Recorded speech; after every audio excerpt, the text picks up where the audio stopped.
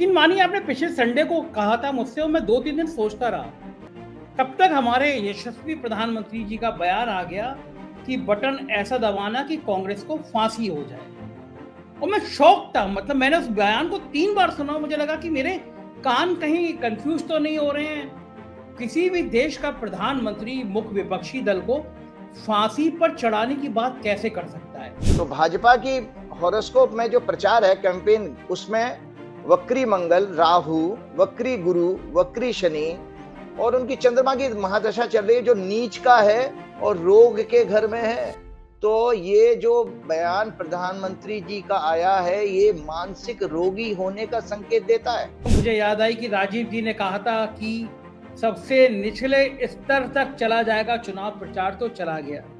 ये कैलकुलेशन करते कैसे हैं आप? आपको कैसे पता था कि हमारे प्रधानमंत्री जी सारी मर्यादा लांघ जाएंगे, सारे नैतिकता ताक पे रख देंगे और फिर ऐसी बातें करेंगे? ये सब चीजें कहाँ से लाते हैं राजीव जी? तो ये उस गांधी का देश है जहां का प्रधानमंत्री आज 75 साल के बाद हिंसा की बात करता है। ये मेरी समझ से परे है कि इनको हो क्या गया है। मैं प्रार्थना करूंगा भगवान से इनका स्वास्थ्य अच्छा जल्दी से जल्दी हो, कोई इनको अच्छे डॉक्टर को दिखाए, इनका स्वास्थ्य चेकअप कराना चाहिए। ये बहुत ही जो अभी हताशा, जो निराशा इनको जो मिल रही है, जब इनकी रैलीज में लोग नहीं आते हैं तो ये अपना आपा खो बैठे हैं। प्रियंका गांधी ने किसी रैली में ठीक कहा था, वो तेरे नाम में जो सलमान खान की कोई पिक्चर थी जिसमें सलमान खान रोता रहता था, तो मोदी जी का भी हाल यही हो चुका है। वो कहते हैं ना, एक बच्चा जो है हमारे अपने घरों में होता, माता पिता को भी नहीं अच्छा लगता, जो सुबह से बिस्तर से उठने से लेकर रोता रहता, रात तक रोता रहेगा। तो मोदी जी की हालत वही हो चुकी है। सब कुछ, सारी शक्तियां आपने कब्जे में कर रखी हैं, उसके बाद भी रो रहे हैं आप। घमंड, अभिमान, क्रोध, कठोरता, अज्ञानता, ये सब राक्षसों के गुण हैं। और का घमंड है वो। आज सुधीर चौधरी, अर्नब गोस्वामी के सामने हाथ जोड़े हुए खड़े हुए हैं, आप कह रहे हैं घमंड है। इतना विनम्र प्रधानमंत्री। आज एक फोटो ट्वीट हो रही है, 4 पत्रकार खड़े हैं, उसमें से 2 वो हैं जो जेल यात्रा करके आए हैं, और जेल यात्रा करके भी किसी वो खबर के चक्कर में नहीं आए हैं। एक ब्लैकमेलिंग में, एक फोर्जरी में, धोखाधड़ी में। तो प्रधानमंत्री ऐसे 420 पत्रकारों के सामने जो लंबे लंबे समय तक जेल में होके आए हैं, उनके सामने हाथ जोड़ के खड़े हैं और आप कह रहे हैं प्रधानमंत्री को घमंड है। नमस्कार, मैं हूं संजय शर्मा। आप देख रहे हैं 4PM न्यूज नेटवर्क। मुझको पता है कि संडे को आपको बड़ा बेसब्री से इंतजार होगा राजीव नारायण जी का, खास तौर से 5 राज्यों के चुनाव के बारे में उनकी क्या राय है इस बारे में। तो मैं राजीव जी के पास ले चलूंगा, आपको विस्तार से बात करेंगे। 5 राज्यों के चुनाव के नतीजे क्या हैं, आ सकते हैं, इससे बात करेंगे। और पहले मैं हर बार जो कहता हूं, मैं फिर वही कहूंगा कि अगर आपको ज्योतिष में यकीन है तो आप राजीव जी की बात सुनिए। मेरा कोई अंधविश्वास फैलाने का इरादा नहीं है, लेकिन मैं मानता हूं कि ज्योतिष एक गणना होती है और भारत में सदियों से ज्योतिष पढ़ाया जाता है, बड़े बड़े विश्वविद्यालयों में पढ़ाया जाता है, और अब से नहीं, दसियों साल पहले से पढ़ाया जाता है। तो कुछ साथी जो हैं ज्योतिष के नाम पर नाक भों सिकोड़ते हैं, थोड़े थोड़े ज्यादा लेफ्टिस्ट हो जाते हैं वो तो, लेकिन मैं खुद ज्योतिष को मानता हूं, इसलिए मैं उनसे बात करता हूं, इसलिए अपने दर्शकों को सुनवाता हूं। तो मेरा विनम्र अनुरोध है, जिन लोगों को ज्योतिष में यकीन नहीं है वो इस वीडियो शो को ना देखें, लेकिन जिनको थोड़ी बहुत भी जानकारी रखती है, राजीव जी की फैन फॉलोइंग बहुत है। दुनिया में तमाम देशों से उनके लिए मेल आते रहते हैं, उनका नंबर मांगते रहते हैं। तो मैं राजीव जी के पास ले चलूंगा, लेकिन एक अधिकार मेरा आपके ऊपर है, तो मैं उस अधिकार को मांग रहा हूं। चैनल को बढ़ाइए, क्योंकि इस देश में इस दौर में बहुत कम आवाजें बची हैं जो सत्ता की आंख में आंख डालकर सवाल कर सकती हैं।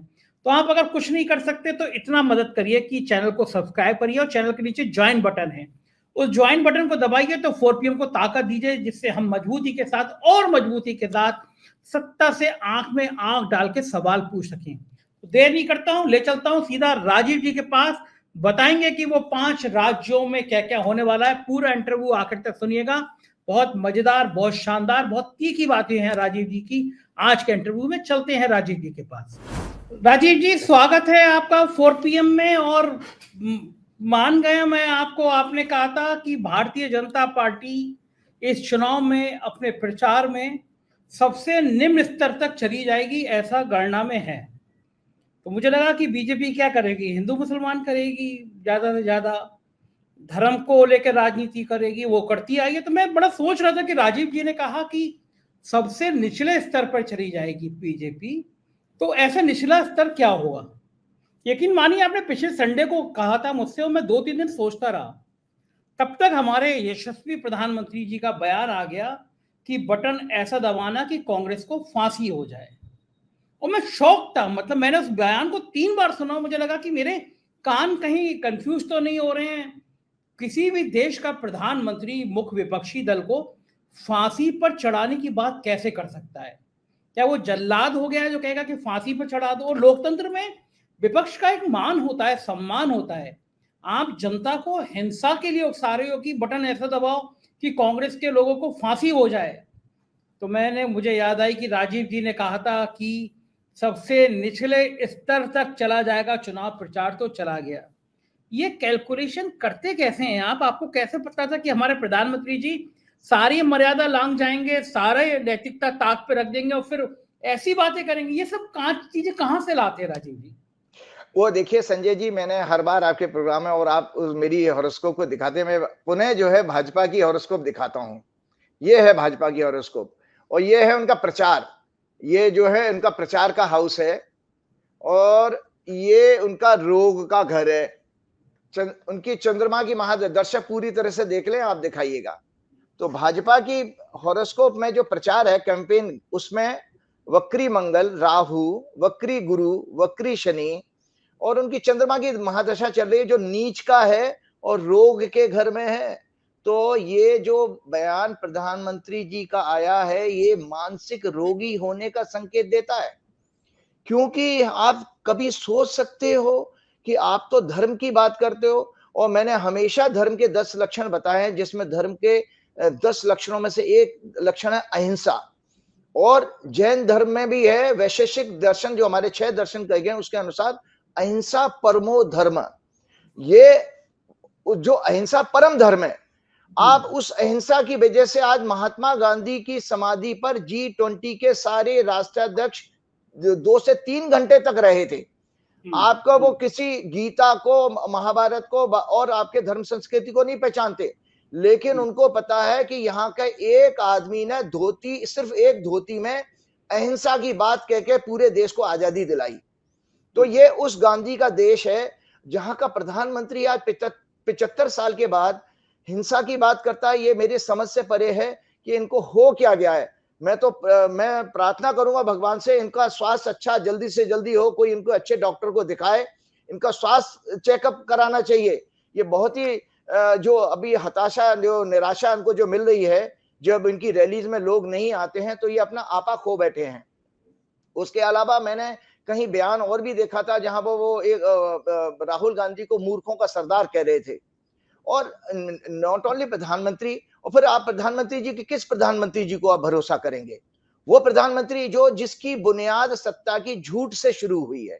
मैंने अपने पिछले प्रोग्राम में भी कहा था, पाप और पुण्य की व्याख्या ये सारे धर्म महात्मा हमारे देश के सुन लें कि पाप को केवल अज्ञानता और झूठ का सहारा लेकर के जीवन को जीने को सबसे बड़ा पाप कहा गया है।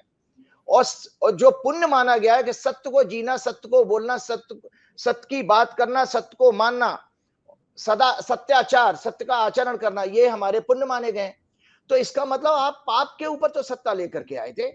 आपको नहीं पता, आपने नोटबंदी करी और वो 2000 का 500 का नोट चलाया, फिर 2000 का नोट बंद कर दिया। किसके लिए चलाया था और किसके लिए बंद किया, ये आप प्रश्न चिन्ह लग गया है भाई साहब।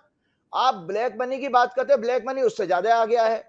आप बात करते हैं कि आप देखिए आपके कार्यकाल में 10 साल में, आप 10 साल के कार्यकाल में रहने के बाद, यूपीए का 10 साल का था, 10 साल में आप भी सत्ता में हैं, लेकिन फिर भी आप रो रहे हैं।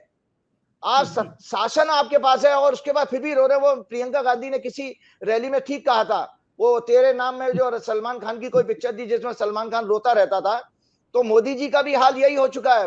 वो कहते ना, एक बच्चा जो है हमारे अपने घरों में होता, माता पिता को भी नहीं अच्छा लगता, जो सुबह से बिस्तर से उठने से लेकर रोता रहता है, रात तक रोता रहेगा।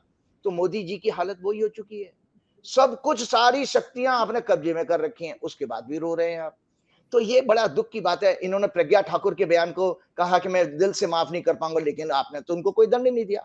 आपने वो नूपुर शर्मा और वो एक और कोई आपके दिल्ली के प्रदेश अध्यक्ष जो कुरान के लिए उन्होंने जो बात कही थी, मतलब और बिधूड़ी ने जो बयान दिए संसद में, किसी भी जगह पर कोई उदाहरण बता दे कि संघ के किसी मोहन भागवत से लेकर संघ के किसी प्रचारक ने या भाजपा के किसी बड़े नेता ने इस पर दुख जाहिर किया हो या माफी मांगी हो देश के साथ। तो भाई साहब, मैं फिर वापस गीता की तरफ आता हूं। मैं दर्शकों को दिखा रहा हूं, ये आप अगर भगवान की बात नहीं सुन सकते तो आप बताइए आपका कैसे कल्याण होगा। ये गीता है, भागवत गीता। भागवत गीता, इसमें कौन सी बात ऐसी कह रहे हैं जो हमारे प्रधानमंत्री जी सुनते नहीं हैं? बताइए, प्रधानमंत्री जी वही, तो मैं गीता प्रधानमंत्री जी नहीं सुनते, मैं बल्कि इनका व्यक्तित्व, इनका चरित्र बता रहा हूं। भगवान ने गीता के चैप्टर 16 में ये कहा है, दंभ, घमंड, अभिमान, क्रोध, कठोरता, अज्ञानता, ये सब राक्षसों के गुण हैं। और का घमंड है वो। आज सुधीर चौधरी, अर्नब गोस्वामी के सामने हाथ जोड़े हुए खड़े हुए हैं, आप कह रहे हैं घमंड है। इतना विनम्र प्रधानमंत्री। आज एक फोटो ट्वीट हो रही है, 4 पत्रकार खड़े हैं, उसमें से 2 वो हैं जो जेल यात्रा करके आए हैं, और जेल यात्रा करके भी किसी वो खबर की चक्कर में नहीं आए हैं, एक ब्लैकमेलिंग में, एक फोर्जरी में, धोखाधड़ी में। तो प्रधानमंत्री ऐसे 420 पत्रकारों के सामने जो लंबे लंबे समय तक जेल में होके आए हैं, उनके सामने हाथ जोड़ के खड़े हैं, और आप कह रहे हैं प्रधानमंत्री को घमंड है। आप मुझे बताइए, बताइए राजीव जी, किस देश का प्रधानमंत्री ऐसा होगा कि जब वो पहला इंटरव्यू देगा तो एक तिहाड़ी को, जो तिहाड़ में 420 करने में, रिश्वत मांगने में जेल में रहो, लेकिन पहला इंटरव्यू उसको देगा? कौन प्रधानमंत्री ऐसा होगा जो अपनी दीपावली मिलन की पार्टी में ऐसे फ्रॉडियों को बुलाएगा? पूरी दुनिया में सम्मान है रवीश का, तो ऐसी पार्टी में रवीश का नाम नहीं आता कि भाई रवीश को भी इनवाइट करो। अमेरिका से के लगे लंदन तक पूरी दुनिया मानती है भारत का कोई शानदार पत्रकार है तो रवीश है। लेकिन कौन आएंगे पत्रकार जो 420 में, जो धोखाधड़ी में महीनों जेल तक रहे हैं, बाकायदा रहे हैं?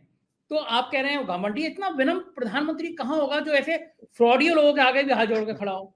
वो ऐसा है ना कि मैंने आपको कहा ना, वो पाखंड की कहा ना भगवान ने, तो पाखंड तो ये पाखंड ही दिखाई देता है कि आपको जो है फरेबी, बहरूपिये, झूठ बोलने वाले ही पसंद आएंगे। और ये देखो पापियों की जमात है, चाहे उसमें मीडिया भी उसमें शामिल है। तो भगवान ने एक जगह और कहा है 16वें श्लोक में, इसी में, मैं बड़ा धनी हूं, बड़े कुटुंब वाला हूं, मेरे समान दूसरा कौन है, मैं यज्ञ करूंगा, मैं दान करूंगा, मैं आमोद प्रमोद करूंगा। इस प्रकार अज्ञान से मोहित रहने वाले तथा अनेक प्रकार से भ्रमित चित्त वाले, मोह जाल से डूबे हुए, विषय भोगों में लिप्त, आसक्त आसुरी लोग नरक में, अपवित्र नरक में जाते हैं। तो भगवान ने 16वें अध्याय के 16वें चैप्टर में ये कह दिया कि इन सब पापियों की जगह, मरेंगे तो सभी, हमें भी दुनिया से जाना, ये पापियों की सबकी जगह नरक में है। मैं आपको बता देता हूं, एक कहा जाता है, एक ऐसी कहावत है कि जो लोग झूठ को प्रचार प्रसारण करते हैं वो अगले जन्म में छछूंदर बनते हैं। और छछूंदर की जगह कहां? तो ये जो मीडिया के जितने भी मीडिया के जो लोग हैं, अगला जन्म इनका छछूंदर का होना है। और छछूंदर कहां रहते हैं? नाली में, नाली में। हंसी आ रही है कि आप कह रहे हैं जो झूठ का संचार करेंगे, फरेब का संचार करेंगे, वो छुचुंदर बनेंगे। तो आप कहना क्या चाहते हैं? हमारे सुधीर चौधरी, अंजनाओं कश्यप, रूपकल याकत, ये सब तो दिन भर झूठ का प्रचार करते हैं। तो आप कहना क्या चाहते हैं? अगला जन्म भगवान ने इनका निश्चित किया है कि इनको मनुष्य योनि तो मिलेगी नहीं, और ये छछूंदर बनेंगे। छछूंदर आपको पता है कहाँ रहती है? झूठन खाती है और नालियों में घूमती है, उसकी जगह वो कभी स्वच्छ जगह पे छछूंदर नहीं रहती। तो ये लोग भी झूठन ही खा रहे हैं सरकार की, जो उनको एडवर्टाइजमेंट का पैसा मिलता है। तो मैं बार बार ये कह रहा हूं कि हमारा प्रधानमंत्री, संघ को भी क्या हो गया, ये जाते जाते आरएसएस का भी वो नुकसान करके जाएंगे जो आरएसएस के लिए 100वें साल का अपना जश्न मनाना भी मुश्किल हो जाएगा। इतना इन्होंने भारतीय जनता पार्टी का जो परसेप्शन खराब कर दिया। मैं आपको बता दूं, एक वो आप जैसे सभी मान्यता है कि कमल जो है कीचड़ में खिलता है, वो, लेकिन वो कमल जो ओरिजिनल कमल था वो वाजपेयी जी के टाइम पे ही खत्म हो गया।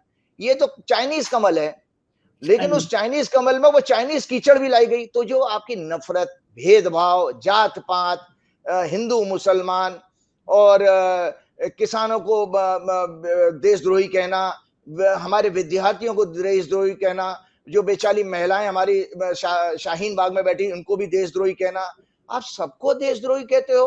तो इसका मतलब यह है भैया कि आप जो है बिल्कुल आप उस अज्ञानता के मारे, आपके मद में आप अंधे हो चुके हो। राजीव जी, राजस्थान में विधुड़ी जी, मेंबर ऑफ पार्लियामेंट, कह रहे हैं कि लाहौर भी देख रहा है राजस्थान का चुनाव। मध्य प्रदेश के गृह मंत्री नरोत्तम मिश्रा कह रहे हैं कि पाकिस्तान पाकिस्तान। तो मुझे आपकी बात फिर याद आ रही है कि फिर भाषा का स्तर, फिर चुनाव का स्तर, फिर इतना स्तरहीन, बार बार ये पाकिस्तान की एंट्री क्यों होती है? बिना पाकिस्तान, बिना हिंदू मुसलमान के चुनाव नहीं हो सकता भारतीय जनता पार्टी का। देखिए, अंधभक्तों की मुश्किल हालत ये है, अंधभक्त हैं या लो आईक्यू के जो भाजपा के लोग हैं या संघ के लोग भी हैं, इनको मुझे समझ में नहीं आता भगवान ने इनका विवेक हर लिया है, जाने क्या किया भगवान जाने, इनकी बुद्धि विवेक क्षीण हो चुके हैं। कि आप मोहम्मद शमी ने जब सेमीफाइनल में 7 विकेट लिए तो आप मना कर देते हमें ऐसी विक्ट्री नहीं चाहिए, एक मुसलमान का इसमें रोल है, इस विक्ट्री में मना कर देते आप उसको, कहते डिस्कार्ड कर दो समय कि हमारे को भारत को हम हार स्वीकार करते हैं न्यूजीलैंड से, हमें नहीं चाहिए। लेकिन वो एक देश का नागरिक है ना, तो आप हिंदू मुसलमान क्यों ले आते उस पाकिस्तान को जो पूरी तरह से खत्म हो चुका है। लेकिन सिर्फ ये आपके अंदर की जो निम्न स्तर चीजें है और अधर्म की बात बार बार कर रहे हैं। जब मैं बार बार बता रहा हूं कि हमारे शास्त्रों में जो गीता में ही भगवान ने कहा ममे वांशे जीव लोके जीव भूते सनातना, 15वें अध्याय में भगवान कहते हैं हे अर्जुन, सभी मनुष्यों में मेरी, सभी जीवों में मेरा अंश है। तो जब सब जीवों में अंश है तो क्या हिंदू, क्या मुसलमान, क्या ईसाई, क्या पशु, सब जगह तो भगवान है। तो उनको फिर आप नकार करके आप भेदभाव क्यों कर रहे हो? तो ये भेदभाव करने का मतलब है, आपका मतलब है आपके पास कोई शास्त्र का ज्ञान नहीं है। आप केवल और केवल जो है आप उन राक्षसी प्रवृत्ति से जी रहे हो जिसका काम है केवल सत्ता हासिल करना। और आपको एक और बात बता दो, भाजपा की कुंडली में एक खतरनाक योग है। इनके कारोबार में ये आने वाली सरकारें ये देखेंगी कि ड्रग्स का कारोबार और काला धन बहुत ज्यादा ट्रांसफर हुआ है ड्रग्स के क्योंकि इनकी हॉरोस्कोप में ड्रग्स वाला कॉम्बिनेशन भी है। ये मैं नहीं कह रहा हूं कि भाजपा ड्रग्स का कारोबार कर रही है, लेकिन इनकी कुंडली में ड्रग्स का जो कॉम्बिनेशन होता है वो मंगल, शनि और चंद्रमा के कॉम्बिनेशन से ड्रग्स की युति बनती है। तो आप देखो कि वो जो आपके मध्य प्रदेश के एक मंत्री जी क्या नाम है, तोमर जी, उनके बेटे की कोई कंट्रोवर्सी हुई, वो 10,000 करोड़ का गांजा फांजा। और जम्मू कश्मीर में भी आप देखिए इनका बहुत टाइम से शासन है, भाजपा रूल जो है, आपका लेफ्टिनेंट गवर्नर बैठा है, जबरदस्त उसमें ड्रग्स का कारोबार है। मेरे पास बहुत अच्छी सूचना है, मुझे किसी मेजर जनरल ने बताया कि एंटायर नॉर्थ ईस्ट में ड्रग्स का कारोबार बढ़ चुका है इनके कार्यकाल में। आपके अदानी के पोर्ट पे बहुत सारा ड्रग्स पकड़ा गया लेकिन उसकी कोई जांच नहीं हुई है। तो आप ये देख रहे हैं ये सब क्यों हो रहा है? क्योंकि इनकी जो सत्ता में पार्टी बैठी है उसकी कुंडली में ये इस तरह के योग हैं ज्योतिषी की, जिसके कारण इनके जो है इनके कार्यकाल में इस चीज की बढ़ोतरी दिखाई दे, वृद्धि दिखाई दे रही है। तो लेकिन एक बात बताइए राजीव जी, अगर ये कार्यकाल में नशे के योग दिख रहे हैं कि बढ़ोतरी होगी, तो क्या उस जन्म पत्री में ये भी संकेत है कि अगर सत्ता जाती है तो फिर यह सत्ता रहते हुए भी इसकी जांच होगी या पकड़े जाएंगे कुछ लोग जो बड़े सौदागर हैं, जो बड़ा नशे का रैकेट चला रहे हैं? क्या इस जन्म पत्री में ऐसा भी योग है कुछ? जी बिल्कुल, ये हम भारत की कुंडली से देखेंगे। जो भी जब भारत की कुंडली में जो अभी सरकार जो आएगी, अगली सरकार 2024 में जो भी आएगी, वो बेसिकली संविधान की रक्षा की बात करेगी। और इसी में संविधान की रक्षा मैंने बार-बार आपके 2-3 प्रोग्राम कर चुका हूं जिसमें मैंने कहा था जुडिशरी इस देश को बचाएगी और सुप्रीम कोर्ट का इसमें सबसे बड़ा रोल है। तो मैंने बार-बार आपको कहा है कि जिस दिन भी सुप्रीम कोर्ट को इस तरह के मैटर मिलेंगे, सुप्रीम कोर्ट बड़े से बड़े आदमी को जेल भेज सकती है। मुझे दुख होता है इलेक्शन कमिश्नर्स के ऊपर भी कि मोदी जी के इस बयान पे अगर मैं इलेक्शन कमिश्नर होता, मैं मोदी जी को ताजीवन जो है उनको इलेक्शन के लिए डिबार कर देता, उनको बैन कर देता। क्योंकि मोदी जी ने जो बयान दिया ये छोटा मोटा बयान नहीं है। देश का प्रधानमंत्री, अगर आप देखें हेट स्पीच, इससे बड़ी हेट स्पीच क्या हो सकती है? इससे बड़ी हेट स्पीच हो सकती है कि बटन दबाइए और उनको फांसी हो जाएगी। इसी तरह का आपको याद होगा दिल्ली के चुनाव में भी अमित शाह ने भी कहा इतना तेजी से बटन दबाओ कि उनकी पी निकल जाए, मतलब उनकी चीख निकल जाए। तो ये आप बोले, लेकिन दिल्ली की जनता ने क्या किया? अमित शाह का ही गला दबा दिया उन्होंने। वो मतलब इतनी बुरी तरह से हार हुई। तो इनको समझ में नहीं आता, ये बार बार अपमानित हो रहे हैं जनता के आगे, लेकिन फिर भी किस तरह की धूर्तता है। और समय ये मतलब पूरे एंटायर भाजपा के तंत्र को मैं देखता हूं, कुछ 2-1-4 अच्छे नेता हैं लेकिन वो बिल्कुल शून्य अवस्था में चले गए हैं। और भाजपा से भी ज्यादा दोषी संजय जी मैं आरएसएस को मानता हूं। मैं आपको जानकारी के लिए बता देता हूं, एक संघ के बहुत बड़े प्रचारक जो मोहन भागवत जी के क्लासमेट हैं, जो उनके 5वीं 6वीं 7वीं से उनके साथ पढ़े हैं। उन्होंने कहा था मोहन भागवत जो है शुरू से ही डरपोक किस्म का, कमजोर किस्म का व्यक्तित्व रहा है मोहन भागवत का। तो मोहन भागवत जी जैसे व्यक्ति ने भी संघ की इमेज पे कभी ध्यान नहीं दिया, और उन्होंने भी चेक कभी नहीं किया भाजपा के इस तरह के गिरते हुए स्तर को। उससे उनका संघ की भी जो है ऊपर प्रश्न चिन्ह लगे हैं कि धर्म संस्कृति, और बार बार आप जो है राम मंदिर का मुद्दा लेकर के चुनाव को प्रभावित करने की बात करते, जो होगा भी नहीं आने वाले टाइम में। एक और चीज मैं बता, जी एक सेकंड राजीव जी, मैं इसी मुद्दे पे लाऊंगा। आपने मुझसे कहा कि जन्म पत्री में यह है कि तो अगली सरकार आएगी वो संविधान की रक्षा करेगी। आपने ये भी कहा कि सुप्रीम कोर्ट जुडिशरी से इनको डंडा पड़ेगा, टाइप के भाव कहे आपने। तो आपने, मुझे याद है जब चंद्रचूड़ साहब ने शपथ ली थी तो आपने उनकी जन्म पत्री देख के मेरे शो में कहा था कि चंद्रचूड़ साहब ऐसे जज होंगे जो सरकार के कई फैसलों पर सवाल खड़े करेंगे, सरकार के कुछ अफसरों को दंडित करेंगे। क्या वो योग बन रहा है? और जो आपने नशे का कारोबार किया की बात कही, क्या नशे के कारोबार की और चंद्रचूड़ साहब के दंड की कोई आपस में तुलना की जा सकती है? क्या उनकी कलम से आदेश होने की संभावना है? जी बिल्कुल, आपको पता है मैंने चंद्रचूड़ साहब की जो प्रेडिक्शन थी उसके ट्वीट भी आपके भेजे थे, जो आपने अपने प्रोग्राम में दिखाए थे कि उनके ओथ लेते ही मैंने 24 घंटे के अंदर जो ट्वीट किए थे कि ये जुडिशरी जो है बहुत स्ट्रॉन्ग से स्ट्रॉन्ग जजमेंट लेगी, जजमेंट देगी जो सरकार के लिए डेथ वारंट होंगे। इनके पास जब भी मुद्दा, अब आप देखिए कितना भेदभाव है। जो नरेंद्र तोमर जी के बेटे का जो किस्सा आया, संजय सिंह से लेके मनोज सिसोदिया से लेके दूसरी पार्टी के लोग नेता जेल में बंद हैं, जो आरोप अभी तक सिद्ध नहीं हुए, लेकिन यहाँ पर आरोप लग रहे हैं और उसके एक जांच तक भी आपकी जांच एजेंसियों ने नहीं शुरू करी है तोमर जी के बेटे के खिलाफ। इसके अलावा आप देखिए दिल्ली, मैंने अपने पिछले प्रोग्राम में कहा था कि स्कैंडल्स, फाइनेंशियल स्कैंडल, पिछले प्रोग्राम में कहा था ब्यूरोक्रेट्स के, पॉलिटिशियंस के फाइनेंशियल स्कैंडल्स उजागर होंगे। तो नरेंद्र तोमर जी का बेटे का जो मध्य प्रदेश में बहुत बड़ा मुद्दा बना है चुनाव के प्रचार में, वो एक्सपोज हुआ। और उसी के बाद ये नरेश कुमार दिल्ली के चीफ सेक्रेटरी और एक और बड़े आईएएस अधिकारी जो है अश्विनी कुमार, दोनों के खिलाफ अपने बेटों को 800,000 करोड़ के आसपास का फेवर करने का वो आरोप चल रहा है, लेकिन कोई जांच नहीं हो रही है।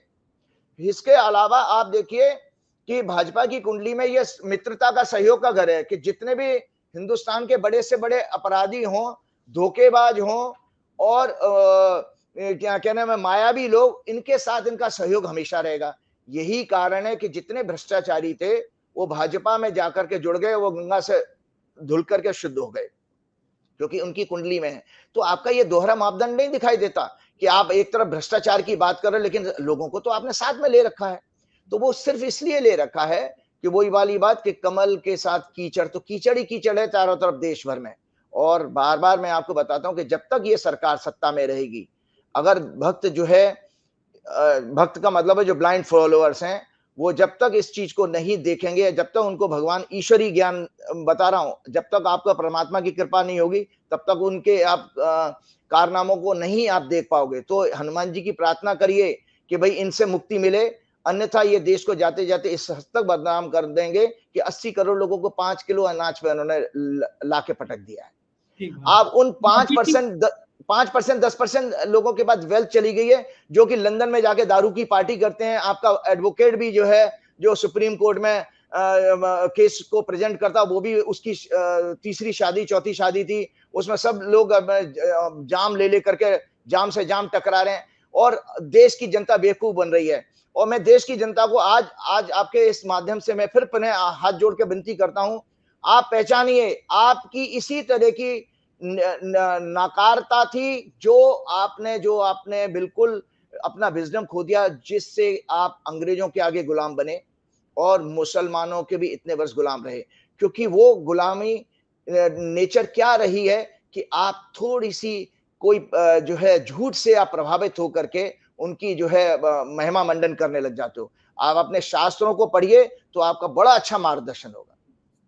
राजीव जी, मुझे एक बात और बताइए, आपने एक भविष्यवाणी और करी थी कि इजराइल में जो युद्ध है इजराइल हमास का, इसमें इजराइल के सर्वे सर्वा का बहुत बुरा हाल हो जाएगा, उनके खिलाफ विरोध होगा। और बात तो सही होती है, आ रही है वहाँ अपने प्रधानमंत्री के खिलाफ भी लोगों ने लेटर लिखे हैं, एमपी वगैरह ने, विरोध हो रहा है, दुनिया में तो हो ही रहा है, लेकिन इजराइल के अंदर उनके अपने नेतृत्व के खिलाफ विरोध हो रहा है। ये बात आपने मुझसे 1.5 महीने पहले, 1 महीने पहले कह दी थी। हाँ, तो वो मैंने कही थी जैसे ही वो वॉर हुआ था, और मैंने आपको कहा कि इज़राइल जो है पूरी दुनिया में अलग-थलग पड़ जाएगा। आज देखो रिजल्ट आपके सामने है। आज पूरी दुनिया में इज़राइल अलग-थलग पड़ जाएगा, मतलब आज अमेरिका के लिए भी मुसीबत हो गई है इज़राइल का सपोर्ट करना। तो आज अमेरिका भी उस पे कह रहा है कि नहीं, ह्यूमैनिटेरियन ग्राउंड पर आपको गाजा हॉस्पिटल में ये सब नहीं करना चाहिए था। आज 16,000 18,000 सिविलियंस आपने मार डाले, हत्या करी है बेसिकली 16,000 18,000 लोगों की, और जिसमें आधे बच्चे हैं। और अभी आज ही की रिपोर्ट में पढ़ रहा था, उसमें दिया था कि 2.2 मिलियन जो गाजा की जो पॉपुलेशन है वो भूख से मर जाएगी, क्योंकि खाना नहीं है वहां पर उनके पास में। तो आप इतनी बड़ी करोड़ों लोगों को आप मारने जा रहे हो, और पूरा दुनिया जो है इसमें खामोश है। तो उसमें आपको पता है, आपके प्रधानमंत्री जी ने भी पहले जो है इजराइल का समर्थन कर गए थे, फिर बाद में उन्होंने अपनी मिस्टेक को हमारी फॉरेन जो एम्बेसडर ने वो उसको करेक्ट किया। और अभी आपको बताऊं, फिलिस्तीन के एम्बेसडर का मैं कुछ दिन पहले बयान पढ़ रहा था, उसने कहा था हमें भारत से कोई उम्मीद नहीं है। उसने कह दिया कि ना हम भारत के ऊपर तवज्जो देते हैं, ना हमें इनसे कोई उम्मीद है। मतलब वो इतना निराश हो चुके हैं आपकी विदेश नीति से। और मजे की बात है, आप स्टैंड चेंज कर रहे हो। उन अंधभक्तों को क्या हुआ? उन अंधभक्तों को क्या हुआ जो आपके मीडिया के जो बड़े नामी गिरामी पत्रकार बता रहे थे, जो जश्न मना रहे थे इजराइल ने जब अटैक किया। और आज अब मोदी जी ये कह रहे हैं कि नहीं, हम सिविलियन की हत्याएं बुरी बात है। आज वो फिलिस्तीन के साथ खड़े दिखाई दे रहे हैं। आज भक्तों की बड़ी मुसीबत हो गई है। अब भक्त बेचारे कहाँ जाएं, क्योंकि उन्होंने तो पाला बदल दिया, मोदी जी ने अपनी विदेश नीति बदल दी, बल्कि उन्होंने ह्यूमैनिटेरियन एड भी वहां पे भेजी थी। तो भक्त तो पहले कह रहे थे बहुत अच्छा हुआ मुसलमानों को मार दिया, लेकिन अब भक्त क्या करेंगे जब मोदी जी ने स्टैंड बदल दिया? तो ये दुखद बात ये है, भक्तों को भी ये सुनना चाहिए, अगला जन्म मानव जीवन नहीं मिलेगा इन लोगों को भी। अगर जीवन मिलेगा तो वही योनि मिलेगी जिसमें टुकड़ा डाल के वो पूंछ हिलाते ना, वो वाली। एक बार बताइए मुझे आप, राजीव जी, इतना खरा खरा बोलते हैं आप, आपको डर नहीं लगता कभी कि मतलब मोदी जी सुनेंगे तो क्या हाल करेंगे आपका? नहीं, देखिए ऐसा है कि जीवन ऐसा, हम मैं अकेला नहीं हूँ, इतिहास उठा के देख लीजिएगा। सत्य बोलना जो होगा वो उस पे आपकी अगर जन्म और मृत्यु तो एक ही बार होनी है। अगर सत्य बोलते हुए लोगों को जागृत करते हुए आपके प्राण भी चले जाएं, तो ये तो आप इससे बड़ा पुण्य मेरे लिए क्या होगा? तो मुझे कोई, ना मेरे पास कोई पैसा है, ना कोई मेरा कोई पास ऐसा पद है, तो मेरा क्या छीन लेंगे भाई? ज्यादा से ज्यादा आपकी हत्या करा सकते हैं, तो उसका डर है नहीं, बिल्कुल भी डर नहीं है, क्योंकि वो तो मैंने कहा ना, मैं सत्य को आचरण कर रहा हूं, और मृत्यु तो सत्य है। मृत्यु को कैसे आप झुटला सकते हो? झूठ ही नहीं बोल सकते। तो इसलिए कोई बात नहीं है ये और बाकी सबसे बड़ी 100 बात की एक बात, मैं हनुमान जी का भक्त हूं, तो ये मैं हनुमान जी के आदेश पर कर रहा हूं। और हनुमान जी का आदेश होगा कि भाई जाओ, आ जाओ मेरे पास, आ जाओ, तो मैं ऊपर चला जाऊंगा उनके पास। एक बार बताइए, आपके ये हनुमान जी जो हैं, ये हर चुनाव में तो बीजेपी ले आती है, कर्नाटक में भी ले आई। योगी आदित्यनाथ जी ने राजस्थान में जाके कहा कि इजराइल हमास को हनुमान जी की गदा सब ठीक कर देगी। तो आपके हनुमान जी की एंट्री तो बीजेपी ले आती है हर चुनाव में। देखिए, भाजपा और संघ के लोग ये जाने, आप राम राम करते हो, पहले तो राम का अर्थ नहीं पता इनको, रामायण का जो मैसेज है वो भी नहीं इनको पता है, और ना इनको कृष्ण का बयान है पता, ना इनको गीता का संदेश पता। मतलब धर्मशास्त्र है, शून्य नॉलेज है इन लोगों को, पूरी जमात को, मतलब भाजपा, उनके फॉलोअर्स और संघ के लोग भी। मैं संघ के बहुत सारे प्रचारकों को जानता हूं। लेकिन आप जो हनुमान जी की बात कर रहे हो, हनुमान जी हमेशा किसी चीज से अगर नफरत करते हैं तो पाखंड से, छल से, कपट से। तो ये लोग तो हनुमान जी जानते हैं कि ये कपटी हैं, छल कपट इनका खून खून में, ब्लड में दौड़ रहा है, और ये पाखंडी भी हैं, बहरूपी हैं, ये रूप बदल के जय श्री राम कर रहे हैं। तो उस रामायण काल में भी ऐसे छल और कपट वाले लोगों की हत्या केवल हनुमान जी ने करी थी। और इसीलिए उदाहरण देख लो आप कि इनको दोनों बार जब इन्होंने नाम लिया तो हनुमान जी ने इनको अपनी पूंछ में पकड़ के ऐसा पटका था, राजस्थान में भी पटका और कर्नाटक में भी पटका। और आपको मैंने पिछले प्रोग्राम में कहा था, वर्तमान कर्नाटक के निवासी हैं हमारे हनुमान जी, कन्नड़ है, किष्किंधा पर्वत तो वही है। तो इसीलिए तो कर्नाटक में हारे ये। तो हनुमान जी को ये पसंद नहीं है, याद रखिए। इसीलिए बार बार कहता हूं, अगर 5 राज्यों में भी हार होगी इनकी, और जो होने जा रही है, वो होने इसलिए जा रही है क्योंकि मैंने पहले ही कह दिया था कि 16 अक्टूबर को जो मंगल राशि, 16 नवंबर को सॉरी, जो मंगल राशि बदला है वो कांग्रेस की कुंडली में भाग्य स्थान में आया। एक बात और मैंने आपके प्रोग्राम में कही थी, कांग्रेस का भाग्य मजबूत है, कांग्रेस की रणनीति, भाई भाग्य मजबूत होता तो क्या होता है, कुछ ऐसे कारण बन जाते हैं कि ऑटोमेटिकली ऊपर वाले का आशीर्वाद मिलना शुरू हो जाता है। तो भाजपा को भाजपा हराने वाली है। मैंने अपने सारे इंटरव्यूज में कहा था कि भाजपा के अंदर अंतर कलह होगी और भाजपा में जो इनफाइटिंग होगी वो उसके कारण भाजपा हारेगी और भाजपा का अल्टीमेटली किसी टाइम में डिवीजन भी होने वाला है, विघटन भी होगा भाजपा का। और मैंने ये अपने आपके शुरुआत के 1 जून से आपने मेरा पहला प्रोग्राम किया था। मैंने प्रोग्राम में कहा था कि इनके साथ एलाइज भी कोई नहीं रुक पाएगा। उसके बाद 2 एलाइज इनके भाग गए हैं। एक तो वो तमिलनाडु वाला भाग गया था। हाँ, इसीलिए तो मतलब आपके साथ कोई क्यों नहीं रह पा रहा है? और आपकी जितने भी अभी राजस्थान और उसकी जो मध्य प्रदेश में हुआ है कि आपके पार्टी के लोगों में ही आपके अंदर डिवीजन। सो भाजपा को हराएगी जिसका लाभ कांग्रेस को मुझे कि ये जो 5 राज्यों के नतीजे आएंगे पार्टी के अंदर विद्रोह उसके बाद होगा आपके हिसाब से? नहीं, वो तो होगा ही, लेकिन अभी भी हारने में भी चुनाव में, क्योंकि जिस तरह से भाई इन्होंने जो इनकी स्ट्रेटेजी है, देखिए बुरा समय जब होता है, याद रखिएगा, हमारा आपका किसी का भी, हमारा आपका जब बुरा समय होता है तो हमारी स्ट्रेटेजी और हमारी प्लानिंग फेल हो जाती है। तो इन्होंने जो प्लानिंग की है कि एमपीज को उतारा, मिनिस्टर्स को उतारा, ये सब फ्लॉप होने वाली है। बड़े-बड़े दिग्गज इसमें चुनाव हारने वाले हैं, चाहे वो मध्य प्रदेश हो या राजस्थान। उनका पॉलिटिकल कैरियर शून्य हो जाएगा, खत्म हो जाएगा, जो उन्होंने करना सोचा। भाई देखिए, मोदी जी और अमित शाह ये बेसिकली गुजरात से आते हैं, जो व्यापारियों का प्रदेश ज्यादा कहा गया है। तो इनकी इनकी जो मेंटालिटी है वो कभी भी जमीन के नेताओं को एनकरेज करने की कभी भी नहीं है। इनके काल में आपने देखा होगा, आप तो इतने बड़े पत्रकार हैं कि जितने भी पब्लिक के और जमीन के नेता हैं, इनके काल में शून्य होते चले जा रहे हैं। उनका जनाधार ही खत्म कर दिया उन्होंने। आने वाला समय में देश का बता देता हूं, पहली बात तो होगा नहीं ऐसा कि आने वाला समय कॉर्पोरेट डिसाइड करेगा कि 100 एमपी हमारे होंगे, 50 एमपी हमारे होंगे, हम इतने पैसे दे रहे हैं। अगर आपने जो है अगर आंखें नहीं खोली तो वो पैसा चलेगा, वो फंड जो आएगा, आपने देख ही लिया कि किस तरह से मीडिया एक तरफा बात क्यों कर रहा है, क्योंकि उद्योगपतियों ने वो चैनल खरीद लिए। तो फिर कहां से होगा आने वाले टाइम में? आपकी इलेक्शन की टिकट भी उनके उनके रिकमेंडेशन से मिला करेंगी। वो जनाधार के नेता खत्म हो जाएंगे और फिर ये कर तो नहीं पाएंगे। अभी जो सूर्य संक्रांति आई है ना, अभी सूर्य ने राशि बदली है। जो हमारे वैदिक ज्योतिष में संजय जी भविष्यवाणी जब करते हैं, 1 साल की होती है, जो हमारी संवत्सर होती है, और महीने महीने की प्रेडिक्शन भी की जाती है। वो सोलर मास कहा जाता है, जब सूर्य अपनी राशि बदलता है, जिसको संक्रांति कहते हैं। तो अभी जो है 17 तारीख को सूर्य ने राशि बदली है, और 17 तारीख को जो सूर्य ने राशि बदली है वो आपकी वही लगन निकल के आया है जो 23 जून 2023 को विपक्ष की जो गठबंधन हुई थी उसी का लगन है। तो मैंने आपके पिछले प्रोग्राम में भी कह दिया था, इन 5 राज्यों में विपक्ष के गठबंधन को फायदा होने जा रहा है। बहुत सही। अब आप चलते चलते आप कुछ अपने दर्शकों से कुछ कहना चाहते हैं, वो कह दीजिए। मजे की बात बताना भूल गया आपको, आप ऑस्ट्रेलिया में हनुमान मंदिर की बात करके आए थे। मेरे पास मेल आया है आज ही, कनाडा से एक मेल आया है कि राजीव जी का नंबर दे दीजिए, कनाडा में वो हनुमान मंदिर बनाने जा रहे हैं। तो उन्होंने कहा कि हमने सुना था कि ऑस्ट्रेलिया में राजीव जी बना रहे हैं, तो उन्होंने आपके संग मुझे भी एक कहा, वो कहावत है ना कि गेहूं के संग बथुए को भी पानी लग जाता है। तो उनके कनाडा के सज्जन जो है, अगले प्रोग्राम में मैं उनका नाम बता दूंगा, मैंने मेल निकाला नहीं अभी, अगले प्रोग्राम में क्षमा चाहूंगा, वो सुन रहे होंगे तो मैं अगली बार उनका नाम भी बताऊंगा।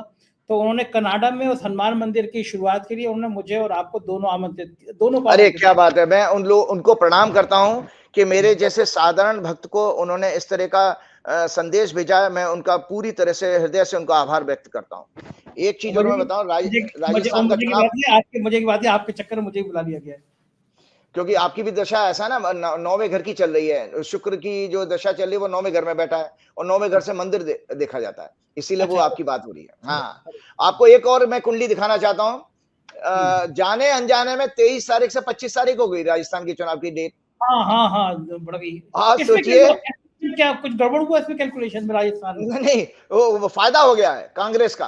अच्छा। देखिए, उसमें 25 नवंबर को हमने 7:30 बजे का वोटिंग का टाइम, वो जन्म हो गया, कंसीव कर रही है घटना।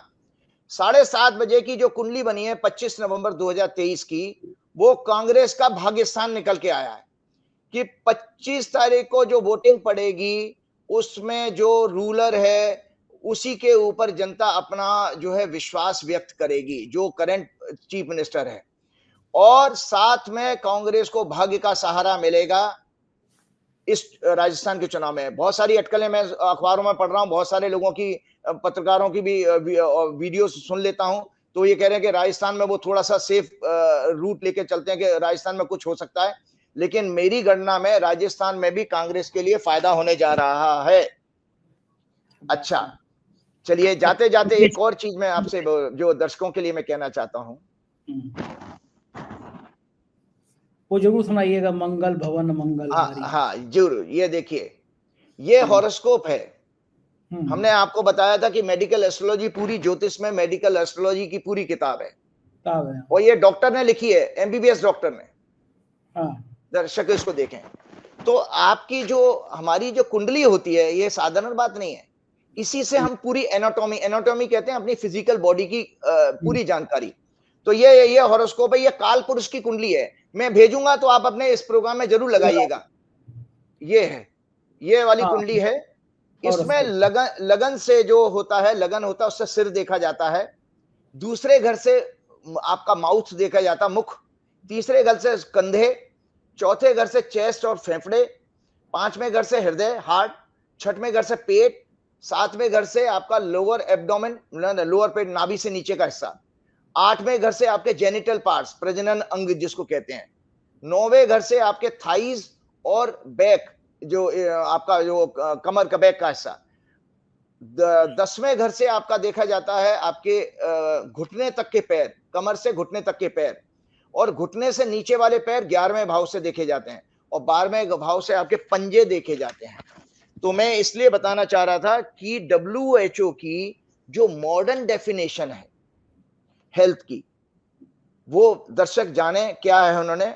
According to WHO, the modern definition of health is a state of complete physical, mental, social and spiritual well-being and not mere absence of disease. बीमारी नहीं है, इससे हेल्थ नहीं देखी जा रही है। अगर आप फिजिकली, मेंटली और सोशली हेल्दी नहीं है तो आप बीमार हैं। जो भाजपा के साथ, भाजपा मोदी जी के साथ क्या हो रहा है, तो ना तो ये मेंटली हेल्दी हैं, ना ये सोशली हेल्दी हैं। कोई मोदी जी का सोशल समाज कुछ नहीं है। और उन्होंने चौथी डायमेंशंस और लिखी, ऐड करी थी WHO ने, वो है स्पिरिचुअल वेलबींग। सो स्पिरिचुअल वेलबींग क्या चीज है? स्पिरिचुअल वेलबींग जो होती है, आध्यात्मिक उन्नति जिसको ग्रोथ कहते हैं, वो यही है जो राहुल गांधी बात करता है। दया, करुणा, मित्रता, सहयोग, परोपकार, जिससे आप कोसों दूर हैं, जो मैंने ऑस्ट्रेलिया में देखी है, वो मुझे अपने भारत देश में नहीं दिखाई देती। हमें दुख होता है, हमारे शास्त्र, हमारे यहाँ के नॉलेज, हमारे विश्व में सबसे पहली नॉलेज वेदों के रूप में भारत से आई है। हमारा अमल जीरो है। संजय जी, मुझे दुख होता है, मैं अंदर अंदर हृदय में रोता हूं कि हमारा जो ज्ञान है वो बिल्कुल जीरो हो चुका है। वो इसलिए भी है क्योंकि जो देखिए मॉडर्न एजुकेशन है, मैं जल्दी से खत्म करता हूं बात। All the modern knowledge talks about 3 dimensional growth, 3 dimension की ग्रोथ की बात करती है हमारी जितनी भी आधुनिक शिक्षाएं हैं। पहली है फिजिकल ग्रोथ, 0 से 12 बरस तक ये फिजिकल ग्रोथ की शिक्षा होती है। 12 से 18 बरस तक आपकी मेंटल ग्रोथ होती है, और 18 बरस के बाद क्या होता है आपका फाइनेंशियल एंड इकोनॉमिक ग्रोथ। मतलब हम क्या करते हैं, नौकरी लगेगी, फिर रिटायरमेंट के लिए पैसा जमा करेंगे, बीमारी हर के जमा करेंगे, फिर मर जाएंगे हम, हमारी जीवन यही खत्म हो गया। नहीं, हमारे वेद कहते हैं कि हमारी एक डायमेंशन और बाकी है, वो स्पिरिचुअल ग्रोथ है। तो स्पिरिचुअल ग्रोथ क्या है, तो वो हमारी मॉडर्न एजुकेशन के पास सब्जेक्ट नहीं, वो भारतीय दर्शन में है। तो स्पिरिचुअल ग्रोथ जो होती है, spiritual growth where the person try to find out the knowledge about himself. मैं अपने बारे में जानना जान पाऊं, ये नॉलेज, ये स्पिरिचुअल ग्रोथ है। ऑब्जेक्टिव ऑफ ह्यूमन लाइफ, मेरे इस मानव जीवन का जन्म का उद्देश्य क्या है, और ultimate goal of life and peace, जो अल्टीमेट जो उद्देश्य है हमारा जीवन का वो पूरा हो और शांति हमें मिले, वो हमारी है। इसीलिए मैं आखिरी चलते चलते फिर से पुनः शांति की प्रार्थना करूंगा। ओम द्यौ शांति, अंतरिक्ष घूम शांति, पृथ्वी शांति रापः शांतिरोक हृदय शांति, वनस्पतः शांति, विश्वे देवा शांति, ब्रह्म शांति, सर्वं घूम शांति, शांतिरेव शांति, सामा शांति रेधि। और देवता चित्त न धरहि, हनुमत से ही सर्व सुख करहि। मतलब हनुमान जी के अलावा मेरे हृदय में कोई देवता दूसरा बसता ही नहीं है। जय श्री हनुमान, जय श्री राम। जय श्री हनुमान जी। शुक्रिया राजीव जी, आपने इतना कीमती समय दिया, बहुत बहुत धन्यवाद, आभार। तो ये थे राजीव नारायण जी, उन्होंने तो बहुत जम के भविष्यवाणी कर दी कि कांग्रेस के दिन अच्छे आने वाले हैं। 3 दिसंबर को पता चल जाएगा कि क्या वाकई में कांग्रेस के यहाँ लड्डू बंटते हैं या भाजपा में लड्डू बंटते हैं। जो भी होगा निगाहें बनाए रखिएगा, 4 PM को देखते रहिएगा, अपना प्यार बनाए रखिएगा। कमेंट जरूर करिएगा कैसा लगा शो आपको। शुक्रिया, थैंक यू।